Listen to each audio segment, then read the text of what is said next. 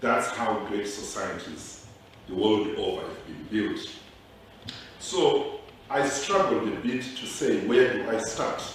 And I hope I'm not intimidating you, threatening with another long presentation, longer than Shamisa's, but I'll summarize what I want to say here. A brief background to the looting that took place in Marange, that the scandal did not start in 2009. The Marange diamond scandal must be traced back to 1993, when De Beers acquired an exclusive prospecting order for Marange. Not that they wanted to explore anything. They had been there before. They knew what was in the ground. De Beers illegally extended its EPO against the laws of this country beyond 1999. Section 94 of the Mines and Minerals Act is very clear on the length of exploration in this country.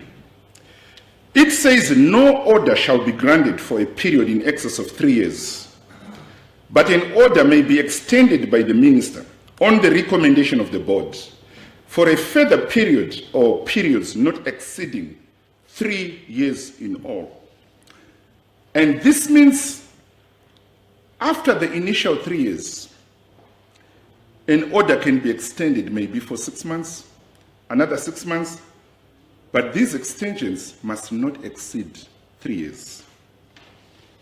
It means any company that does exploration for a period beyond 6 years is violating the law. But De Beers did exploration for 13 years, from 1993 to 2006, and that was criminal. During this time, De Beers was not exploring, they were mining.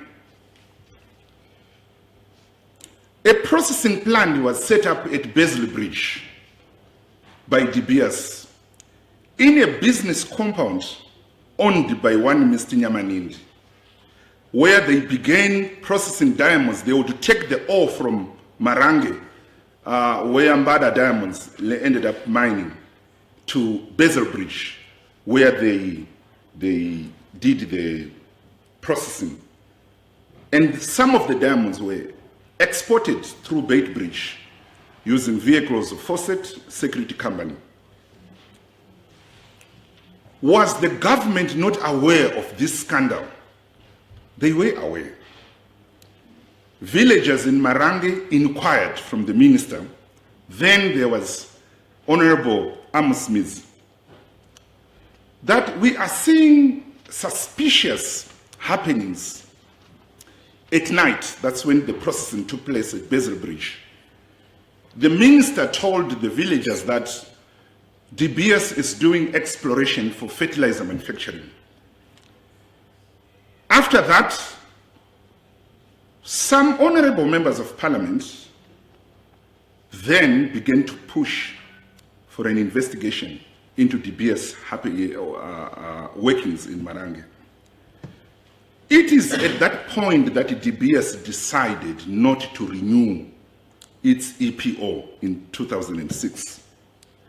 But even then, the then Minister of Mines was actually fighting in De Beers' corner that he is only going to give the license to anyone else in the event that De Beers does not submit an application for renewal. That shows to a very incestuous relationship between the government and De Beers. The period 2006 to 2008 saw the number of artisanal miners growing from about 100 to over 30,000 by November 2008. After that, that's when the military intervened, and my colleague has already touched on what happened when the mining companies were formed in 2009. What shocked me, Mr. Chair, is that government went on to engage criminals from the Middle East were brought into this country, were given licenses to mine in Marange. I am of the opinion that on Marange, the national interest was lost completely. One of the criminals who was brought to Marange is called Iman Ahmad, a Lebanese national. In 2009, I went to Manica, Villa di Manica, across the border. There were over 60 that we could count, foreign nationals who had descended on Manica to buy diamonds from Marange. One of the people who was the most prominent diamond dealers in Mozambique was Imad Ahmad. This guy is a Lebanese national, domiciled in Dubai, and later on Mozambique. We saw him pretending like we wanted to sell diamonds. Some of you may have seen a document that we did in 2009 where we went in with a secret camera into Mozambique to investigate how our diamonds were being stolen. In 2009, Imad Ahmad came into this country. He registered 2 companies. One was called Pure Dam. The other one was called Sabi Gold Mine. Pure Dam is the company that entered into a partnership with Zimbabwe Mining Development Corporation to form what became known as the Diamond Mining Corporation, DMC. DMC was given a very, very lucrative concession in Marange. They produced some of the most precious diamonds this world has ever seen. Some of them are pink diamonds, which fetch very highly, even as high as $400 per carat. They are found at Pure Dam, DMC. This guy, Ahmad, he didn't start by mining in Zimbabwe. He started by illicitly buying diamonds from Minerals Marketing Corporation of Zimbabwe, MMCZ. And the diamonds were taken to Dubai. He opened the whole UAE diamond sector to Marange, this gentleman. 2009 going forward, we have several secretive UAE companies coming to buy diamonds from Marange through MMCZ. There is a newspaper article, the Zimbabwe Independent, 2009. I quote, "Zimbabwe could have lost millions of dollars in a diamond sale after Minerals Marketing Corporation of Zimbabwe authorized the Sabi gold mine," and note that this company had absolutely nothing to do with diamonds. It was registered to mine gold. To auction gems for a song. Documents in our possession show that Sabi sold gemstones weighing 31.5 kg, 157,968 carats, for US $3.50 per carat. And he realized $553,890. Ironically, other diamonds classified as near gem diamonds on the MMCZ tender results show that the lowest price at the auction for low quality stones was US $15.86. But in other jurisdictions, gemstones fetch more than $449 per carat. But in Zimbabwe, we sold our gems for $3.50 per carat. Mr. Chair, in 2013, in February, I went to India for a conference. I met an Indian jeweler who came to me when he heard that I'm a Zimbabwean. He said to me, "I'm told that you come from Zimbabwe." I said, "Yes." And he said, "I'm very glad to finally meet a Zimbabwean." And I knew the issue was venturing into diamonds. He said, "Tell me about Marange. What is happening there? How big is the field?" And I told him, and he said, "I'm asking you because in 2012, my friend in Mumbai showed me a van that was full, literally full of diamonds from Zimbabwe. And he said, my friend told me that he bought the diamonds at $1 per carat. So he said to me, "I want you to explain to me, how do you mine these diamonds? Do you just pick them from the ground? How do you recoup expenses? And what is your country getting out of this deal?" Mr. Chairman, my heart bled. In 2009, this Ahmed bought diamonds from MMCZ worth $500,000 using a fake import license, which he claimed to have obtained from Atom DMCC. I'll speak about DMCC just shortly. In 2010, okay, first of all, why would MMCZ sell diamonds to a criminal?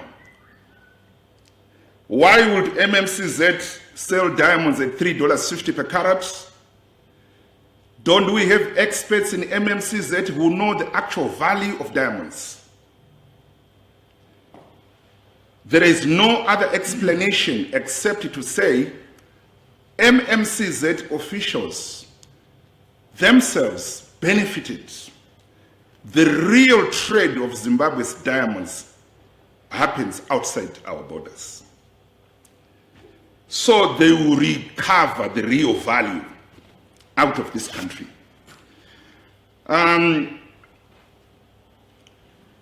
So in 2010, that's when this Ahmed now formally moved into Zimbabwe, acquired a license. My concern then and now is this: the parliament of this country has never been involved in the identification of these investors. I would call them so-called investors because they are not. Had parliament been involved in interrogating, investigating who these people are, parliament was going to ask some hard questions. Show us your record of diamond mining. Where else have you mined? Parliament was going to do due diligence of the nature of these people. But Mr. Chair, one of the guys who had links with Sino Zimbabwe is a world-renowned criminal called Sempa, a Chinese guy who has got 8 passports with 8 different names. The last time we heard of Sempa, he was put under arrest, house arrest by President Xi in 2015, and we've never heard from him. He had a moving hotel in the sky, an airplane, which was well designed. It was like a moving hotel where deals were done in that aeroplane by Sempa. Mr. Chair, Sempa was a regular guest to Zimbabwe. Now, we come to the Minister of Mines. One of the things that I personally noted is that the Ministry of Mines itself was greatly compromised.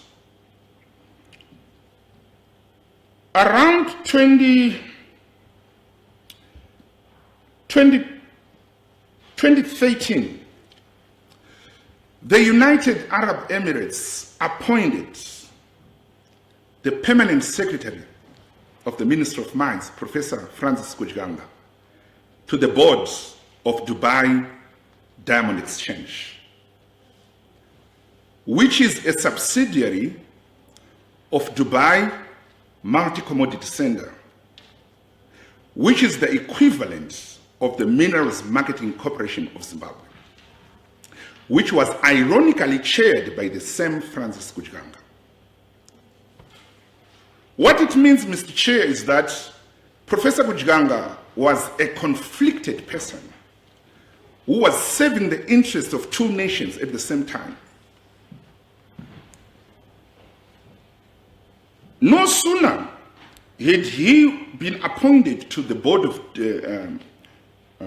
DDE did Dr. Robert Mhlanga, the chairman of Mbada Diamonds, get appointed to the same board.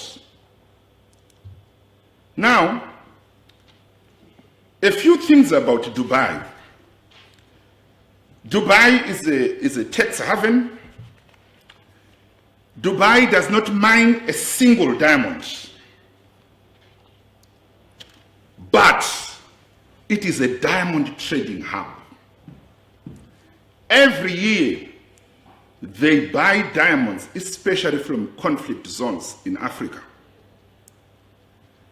and they simply re-export them, sometimes making 43.8% profits. Dubai has also appointed the diamond regulator of South Africa to the Dubai Diamond Exchange. So this was meant to compromise internal controls of African countries. And it's a shame that we allowed ourselves to be manipulated by another country. By the way, Dubai is one of the fastest growing countries in terms of the economy in the world. And I wonder what our officials see when they go to Dubai. But when I go to Dubai, I'm always challenged. How can we make Zimbabwe as great as we are seeing here? So, I'm almost done. Before Francis Kujganga was appointed, there was something that was very interesting that had happened. There was a cabinet reshuffle in this country shortly before the appointment of Kujganga. The then permanent secretary in the Ministry of Mines was Prince Mupaziriwo. He was appointed to the same board I'm talking about. A month later, there was a cabinet reshuffle and the secretaries were moved. The moment Prince Mupaziriwo was removed from the Zimbabwe's Ministry of Mines, he was dropped from the board of Dubai Diamond Exchange and replaced with Francis Kujganga. That means they were targeting the institution and not the person. So, there's a point I just wanted to, I'm losing it here. Okay, so I'll come to the 15 billion claim. Is it credible? Lately, we have had a lot of debates. A revisionist school of thought has come on board saying, no. This is unverified. And I say to you, 15 billion could be an understatement. Zimbabwe could have lost in excess of 50 billion from Marange alone. Way back in 2008, the then Reserve Bank Governor, Gideon Gono, announcing that the army was going to intervene in Marange, he said, government is losing more than 1.2 billion a year to illegal partners. We are not talking about mining using equipment. We are talking about people who are using a hoe and a shovel. They could extract more than 1.2 billion. Now, was Gideon Gono daydreaming? I say no. He was speaking from knowledge. In 2007, the RBZ instructed the MMCZ to carry out what was called a mop-up operation in Marange, where they were purchasing diamonds from artisanal miners in the area. And many of them gave their diamonds to MMCZ because they were offering competitive prices. I believe it is at this time that Gono got this estimate as how much artisanal miners could produce. I saw a person in Marange who sold a single piece of diamond for 66,000 United States dollars back in 2009. But the official statistic or the official position of our government was that our diamonds are of very poor quality. I disagree. Yes, compared with other jurisdictions, our diamonds may be of poor quality, but we also have a significant proportion of gem quality diamonds coming from Marange. But because of the mentality of undermining our very own nation, a narrative was designed to mislead the public that we are simply selling these diamonds, but we are not getting much. How did we know the actual value of Zimbabwe diamonds? It was in 2013, after the European Union lifted the sanctions on ZMDC and allowed Zimbabwe's diamonds to be traded in Belgium, in Antwerp. And then Belgium promised transparency. And when the diamonds were sold there, they fetched $79 per carat. This is now 2013. We are past the peak of mining in Marange.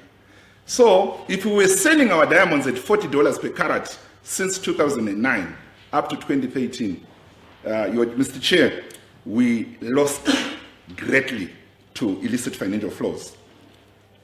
Then Minister Obed Mpofu in 2011, a day after the Kimberley process had lifted the ban on the exports from Zimbabwe, I quote him, "You cannot play against a giant. Without Zimbabwe, you can't have the KP. We are going to unleash our worthiness to the world. Zimbabwe won't be begging to anyone. Our current diamond production is estimated by volume to be in excess of 25% of the world production.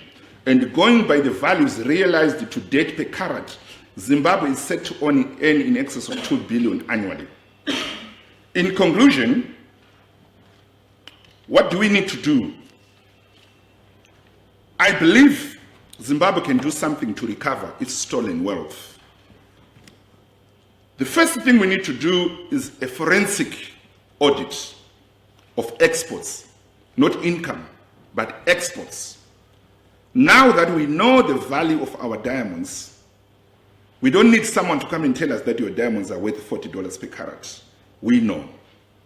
So we need to audit the exports. What did we export to which country? Since this is involving other nations, what remained in Zimbabwe is a drop in the ocean. What our ministers and our top officials stole is very insignificant when compared to what other nations robbed us of. Hence, there is a need even to approach the United Nations. Like what happened with the Democratic Republic of Congo, a commission of inquiry was set up on the looting of the DRC. And I believe Zimbabwe can still do that. Zimbabwe can take countries like India, China, UAE to the International Court of Arbitration and demand reparations for the looting of our diamonds. Finally, Zimbabwe must prosecute De Beers. De Beers plundered Marange from 1993 up to 2006. And as we may know, when government instituted an inquiry in 2011, all the documents in the mineral development unit, something like that, they vanished the De Beers documents, which shows they have a case to answer. Government needs to prosecute De Beers. They've shifted their headquarters from South Africa to London, but they can still be caught up with the long arm of the law.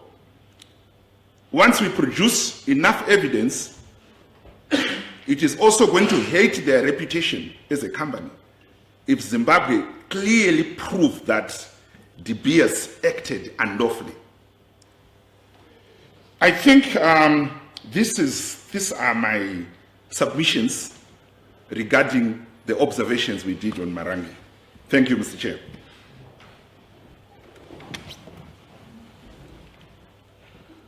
To me, they are heroes. They represent the best that we know of Marange diamonds. When Marange diamonds were being mined by artisanal miners between 2006 and 2008, the whole nation felt the power of diamonds. I'm not saying everything was rosy. I understand there were some social challenges which came with diamonds, but the economy benefited. And the counter question is, if the mining corporations in Marange is what the doctor ordered for our economy, why is it we don't have cash in our banks? Why is it that these companies, they bank their money outside the country, not in this country? So we began to have this liquidity crisis when the companies were still there in Marange. And we don't know where the money went. So the artisanal miners must be legalized. There is actually an instrument to which Zimbabwe is party to. There's what is called the Washington Declaration on Artisanal Alluvial Production of 2012. This was made in Washington, D.C., and Honorable Mpofu was there. They agreed that countries where there's alluvial diamonds need to put in place a legal framework to regularize their operations. This is after the realization that whenever alluvial diamonds are found, it is almost impossible to stop artisanal miners from going there. And this is why we have unending cases of killings, torture that is taking place, especially in a country where unemployment is over 90%. Who can stop those young men and women from going to dig when they know that I can strike it rich? Then on De Beers, if the records vanished, how can we prosecute? I think we can prosecute. What is simply needed is an investigation. We still have people who worked for De Beers, who knows what happened, who can give even oral evidence. I'm not a legal expert, but I think somehow a case can be built against De Beers. Then, in terms of the diamond dealing syndicates in Mutare, Honorable Msemi, this is a serious concern. As we speak right now, I think we have over 60 houses in Mutare which have been converted into diamond buying centers. And as you rightfully put it, it starts with the Greenside, Morningside, Palmerston, Murambi, Darlington. Some of them have actually put security cameras outside to tell who is coming. I would not have much of a problem if this were Zimbabwean. My worry is that there are scores of foreign nationals who are living in Mutare to get our diamonds and siphon them out of the country. So I think Parliament needs an investigation and then take appropriate action. The other thing, Mr. Chair, is that we have refugees who, according to the records of this government, are living in Chipinge, but they are not there. They are in Mutare, buying diamonds and selling them. So there is need to investigate all the refugees who are supposed to be in Chipinge, and yet they are big diamond dealers. And the Kimberley process will also have an interest in this, in that all these diamonds are leaving the country without KP certificates. Thank you.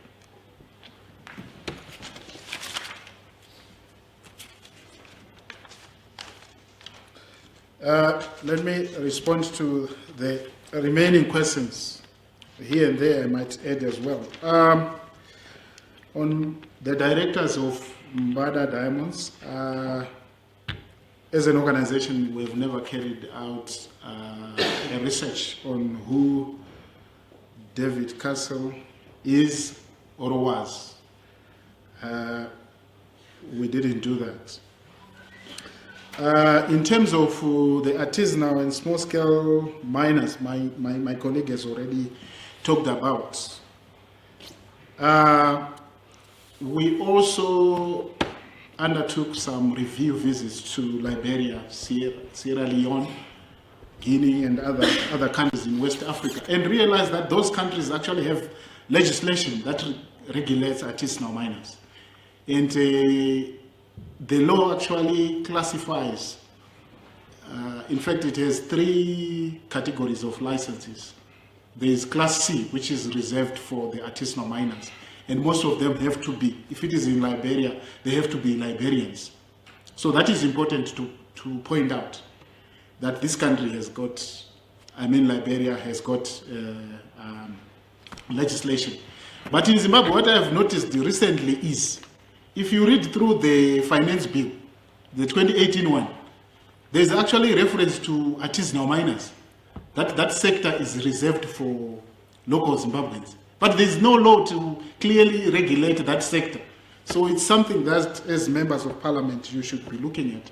And what we've been pushing for is regularization and formalization of artisanal miners. Because you find that whether it's in the diamond mining sector or gold sector, Fidelity Printers is buying from artisanal miners. It's buying gold from artisanal miners. Yet, who do not have licenses, contrary to the Mines and Minerals Act. So it's important to synergize there and harmonize the law. Because the Gold Trade Act, for example, criminalizes possession of gold without a license. Yet we are encouraging them to produce and we buy. So it's something that we should look at and reform. Who has been picking special diamonds? We've not done a particular, as Zela, we've not done a particular research on this one to see who exactly has been picking the good diamonds, maybe in terms of color, clarity, and other attributes of a diamond. But of course, we often hear people saying, because of speculation and lack of transparency and accountability, that at this particular mine, DMC, for example, there was a storeroom or a certain box for the special diamonds. It's people speculating because people are not provided with adequate information to know what exactly is happening in the diamond mining sector. But it's something that we have not investigated to find out if it is true or not. Then ZCDC, why we are saying it's a private company. If you allow me, let me just give you the reason why we are saying that. We did a research at the company registry and noted that in 2015, when ZCDC was registered, it was registered as a private company in terms of the Companies Act, and its registered address was number 90 Mutare Road, which is the ZMDC premises, and that Professor Gujganga, David Edika, Huva Murangari were listed as directors. Then there was Betham Zangadas, who was listed as secretary. So that was 2015, as a private company. Then come June 2017, a perusal of the register of members at ZCDC. We did a perusal of the registered members at ZCDC, indicated that the shares were transferred from those individuals to others, and that made ZMDC a shareholder of the company. That was June 2017.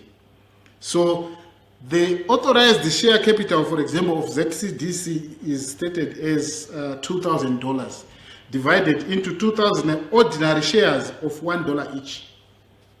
So the directorship of the company had actually evolved. Mr. Kujganga and Mr. Murangari resigned. So there were new directors.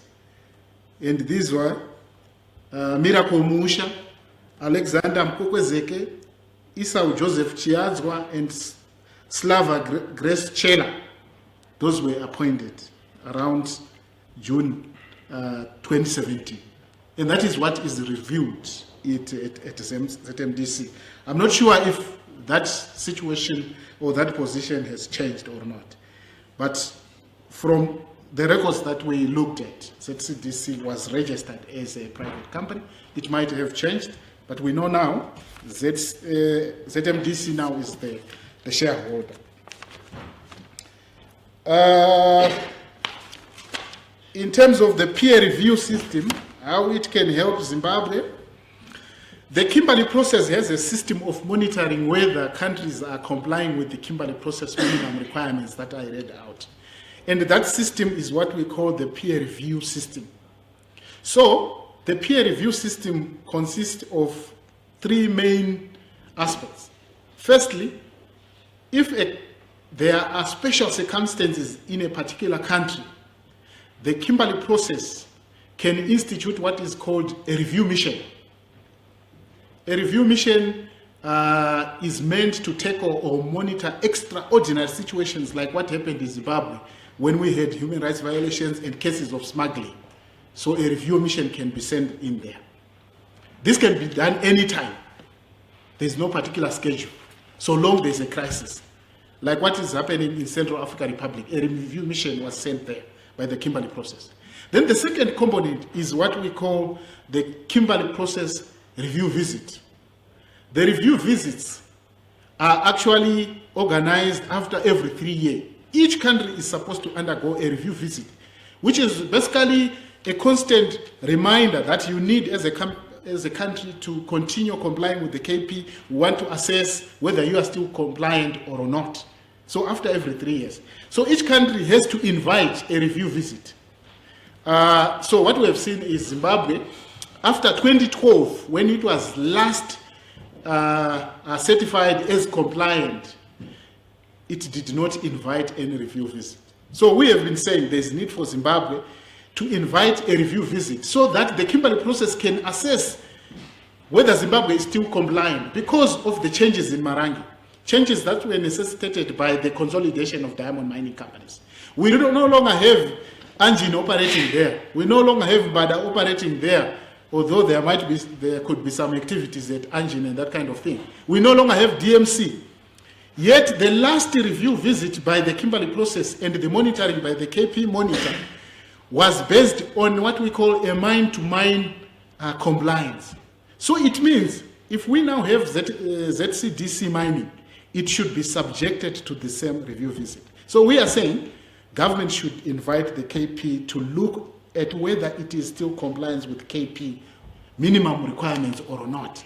After I have read the minimum requirements, and after the presentation I did and what Farai has also presented, my belief is that Zimbabwe should carry out a review visit, should invite a review visit, because there are areas where we see non-compliance with KP minimum requirements.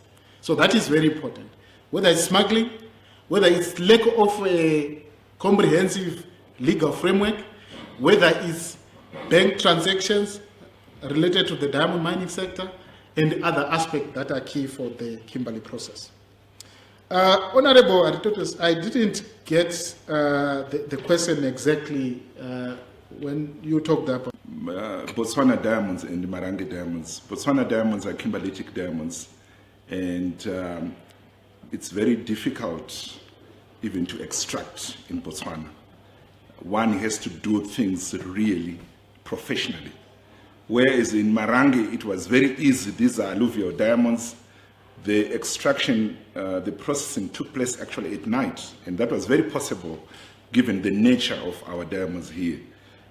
I think that difference could have contributed to the success story of Botswana and the failure in Zimbabwe. There was also a question on former Minister of Mines, Obert Mpofu, in terms of whether we have done any particular research. As Zela, we have not done any particular research on Mpofu. But what we also do, just like the general public, is to read in papers as well, that he bought this bank, owns this company, and that farm, and such kind of things. And those kind of transactions appeared to have happened when he was Minister of Mines. So in the mind of many people, people would start questioning, how did he get that kind of wealth? Given also the fact that there were allegations, and I'm sure there were court cases between him and Kurotwi in terms of demanding bribes and that kind of thing. So those are things that we also read in the papers, not that we have engaged in any particular research. But of course we met with him as civil society when we were at Kimberley process meetings, and he would say, you guys, why are you working against the economic interests of the country? Why are you talking about human rights? Why are you talking about transparency and accountability when you know that we are under sanctions? If you see a lion chasing you, you need to, can you just slow down? Or as a country, you have to hide the way you do business. Those were the kind of things that we were alive to in terms of his operations. But we would know that during Kimberley process meetings, he would come with huge delegations of people from different state entities, others parallel civil society groups that were formed for purposes of disturbing the Kimberley process meetings.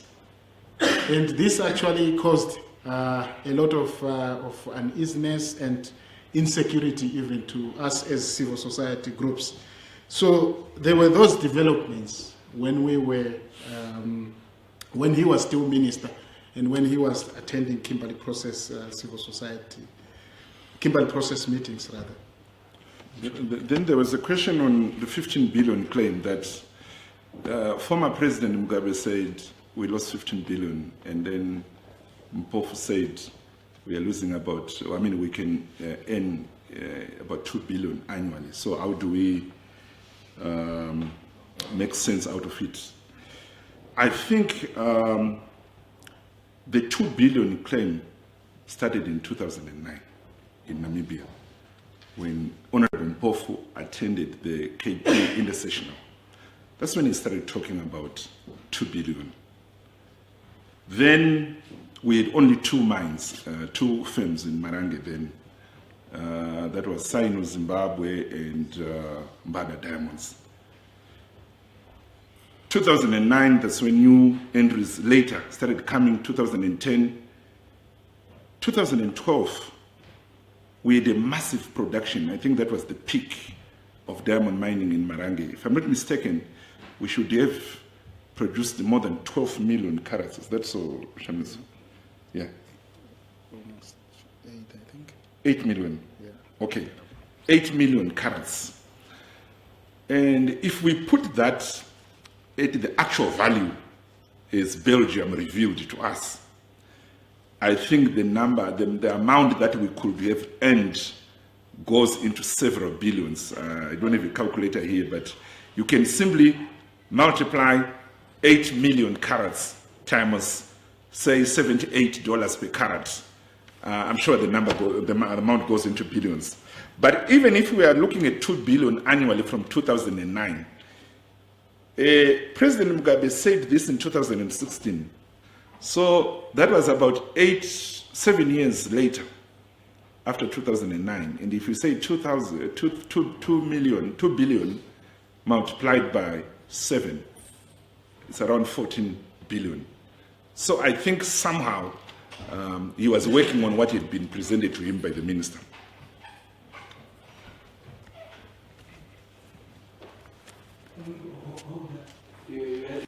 ICMAD, what made us to develop a lot of interest in them?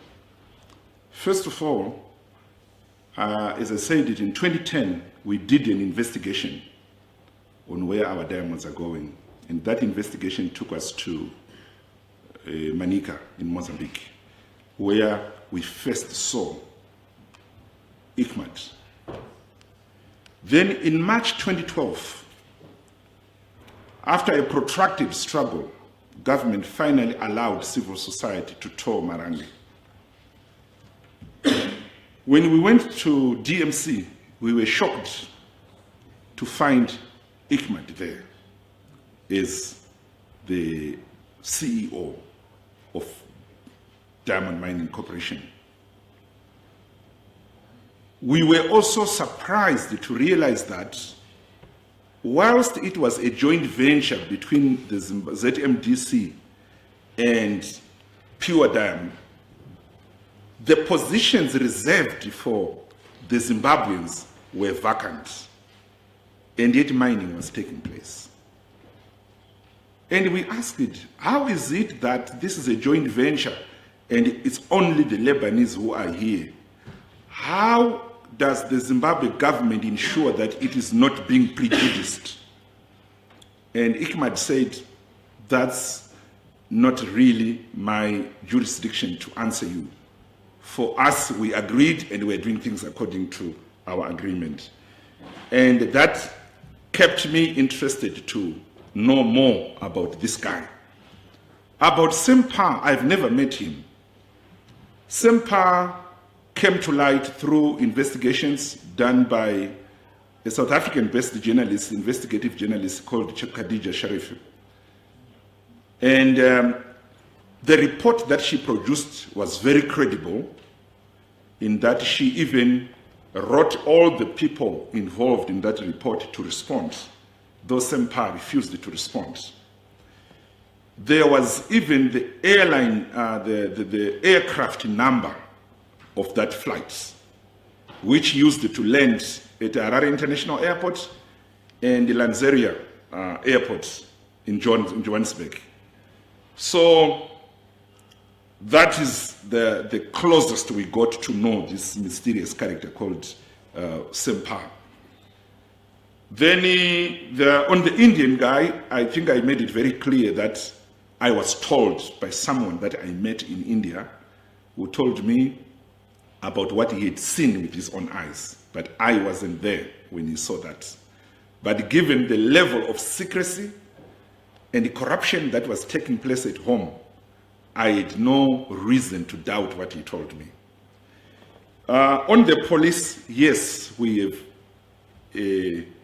informed the police about, and until now, we continue to inform them. Only yesterday, I met one of the police officers in Mutare, trying to highlight to him the issues which Honorable Mtsemi raised earlier on concerning the illicit trade that is taking place in some of our suburbs. Thank you. I indicated that there are what are called review missions. Review missions are initiated by the Kimberley process itself, by a decision based on consensus to say there's a problem in Zimbabwe and the KP should, on its own, initiate investigations. So that's one process that can be implemented, which means it will be a review mission rather than waiting for the government to invite. So the KP should also be proactive. Now, the question could be, how can the issue be raised within the Kimberley process? The Kimberley process is made up of 3 pillars: civil society, government, and industry. In many cases where review missions, review visits, and other problem areas have been tackled by the KP, it is civil society that would have highlighted the problems in a particular country, such that if there are reports from civil society to indicate that there's lack of compliance and compelling cases of lack of compliance with KP minimum requirements, then the KP should be able to do it. And it does this through what is called the working group on monitoring. So what it also means is civil society should be able to raise that issue within the Kimberley process. This is something that we wrote about, and this is something that we will be sharing with the Kimberley process in the coming months. The European Union is now the chair of the Kimberley process, but there's a working group on monitoring which will be responsible for that. But also, in light of the new dispensation and also the new constitutional principles, it will be good for government to demonstrate to investors that Zimbabwe is open for business, and diamonds, it's about trade, because the Kimberley process is about trade of diamonds. So if government is not open about its trade related aspects in the diamond mining sector, it means it's not open for business. So what this implies to me is that there is need for government to open for scrutiny by the Kimberley process, so that its systems are foolproof. And in any case, in 2012, there were very good systems that were set up by Mbaga Diamonds, by Angin and other companies in terms of security provision. So the question is whether those systems are still intact. They are not. So it means we need to make sure that government puts in place those systems. Those systems were set up as a result of a joint work plan between the Kimberley process and government of Zimbabwe. Government of Zimbabwe had realized, although we were pushing, that it had problems. And now we should again acknowledge that there are problems in Marange and be able to invite a KP review visit. Mr. Chair, I realize there's a question that was overlooked on ACR and BADA.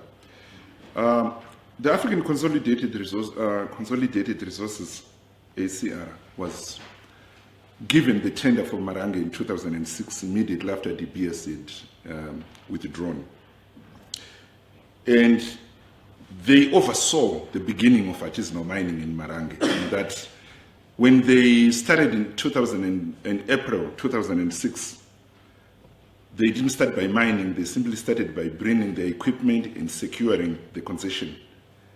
Then ex-DBS employees came back about April 2006. And they began to tell the locals that, can you pick a stone like this? And when we come back, they would come every fortnight to buy the stones. The locals gathered the stones without knowing that these are diamonds. So the DBS staff would come 2 weeks and collect and go and come back again. Later, mid-2006, that's when the locals began to realize that these stones are valuable. I left Zimbabwe briefly in 2006, September, when the number was going up of artisanal miners. When I came back in December, I think over 40% of the households in Mutare had at least a cup full of diamonds. I witnessed them. So the value was beginning to be realized that these are diamonds. Then that's when government now rescinded the decision to award ACR the concession. Not that ACR was going to be a savior. They were equally criminals. We did not need a foreign investor to mine artisanal diamonds in Zimbabwe. This is what local people could do. Then around August 2006, I'm sorry I don't have my notes here, but around there, a government delegation went to Marange. I think there were about 3 ministers who went there. Then the guy, the security officer, retired Lieutenant Colonel Matsatsa of ACR, who was stationed in Marange to secure the property of ACR. When he saw the ministers coming, he then called the artisanal miners to come and be addressed by the ministers. So he told the ministers that, I'm having problems with these people. They are invading our premises. To his surprise, the ministers actually told the artisanal miners that these are your diamonds. Continue mining. A few months later, that's when they returned at gunpoint. They were told to leave immediately. And they left to go and spend the night in Mutare, those who came from Harare and other parts of the country. That's when the ACR debacle began. On and on, they won some high court orders to be returned to Marange, but it didn't work until 2009 when the new companies came on board. Mbada Diamonds, it's a partnership with a South African company called the New Reclam, or New Reclamation Group. Typical of a kind of a criminal syndicate. New Reclam went to Mauritius where they registered Grandwell Holdings as a subsidiary. It is that Grandwell Holdings which then formed the partnership with ZCDC to form Mbada Diamonds. Thank you.